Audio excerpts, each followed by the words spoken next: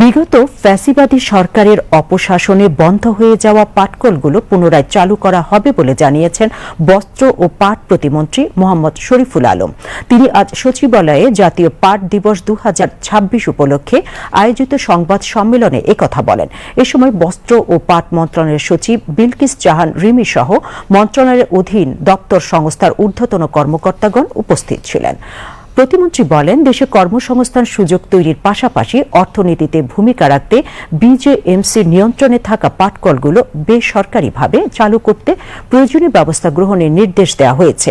পাট শিল্প গড়ে তুলুন, কর্মসংস্থান সৃষ্টি করুন। এ প্রতিপাদ্যে আগামীকাল জাতীয় পাট দিবস উদযাপন করার কথা জানিয়ে তিনি বলেন, ইতিমধ্যে ইজারাকৃত পাটকলগুলোর মধ্যে 9টি মিলে 7,200 জনবল কাজ করছে।